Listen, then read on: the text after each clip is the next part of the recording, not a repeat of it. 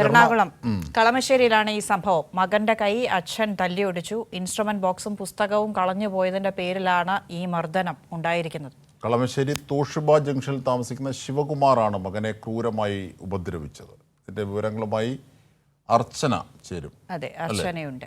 അർച്ചന, എന്തൊക്കെയാണ് ഇതിന്റെ വിവരങ്ങൾ? എന്തിനാണ് കുട്ടിയെ അടിച്ചത്? കുട്ടിയുടെ കൈ ഒടിഞ്ഞത് ഗുരുതരമാണോ? എന്തൊക്കെയാണ് അവിടുത്തെ അവസ്ഥ? മറ്റ് നടപടികൾ എന്തൊക്കെയാണ് പോലീസ് കൈക്കൊണ്ടത്? അജിൻഷാദ്, 2 ദിവസം മുൻപാണ് ഇത്തരമൊരു സംഭവം നടക്കുന്നത്. കളമശ്ശേരിയിൽ തോഷിബ ജംഗ്ഷനിൽ താമസിക്കുന്ന ശിവകുമാറാണ് സ്വന്തം മകനെ അതിക്രൂരമായി തല്ലി മർദ്ദിച്ചത്. കൈത്തണ്ട പൂർണ്ണമായും ഒടിഞ്ഞിട്ടുണ്ട്. കൈത്തണ്ടയ്ക്ക് വലിയ രീതിയിൽ പരിക്കേറ്റിട്ടുണ്ട്. തുടർന്ന് കുട്ടി ആശുപത്രിയിൽ എത്തുമ്പോഴാണ് ഇത്തരത്തിലൊരു വിവരം പുറംലോകം അറിയുന്നത്. ഉടൻ തന്നെ ആശുപത്രി അധികൃതർ പോലീസിൽ വിവരം അറിയിക്കുകയായിരുന്നു. തുടർന്ന് പോലീസാണ് ഈ ശിവകുമാറിനെ അറസ്റ്റ് ചെയ്യുകയും ചെയ്തത്. അപ്പോൾ പോലീസ് പറയുന്ന പ്രധാനപ്പെട്ട കാര്യം, ശിവകുമാർ മദ്യലഹരിയിലായിരുന്നു. തുടർന്ന് ഇൻസ്ട്രുമെന്റ് ബോക്സും പുസ്തകവും കളഞ്ഞു പോയതെന്ന പേരിലാണ് ഈ കുട്ടി, അതായത് 11 വയസ്സുകാരൻ ഇത്തരത്തിൽ അതിക്രൂരമായി തല്ലുന്നത്.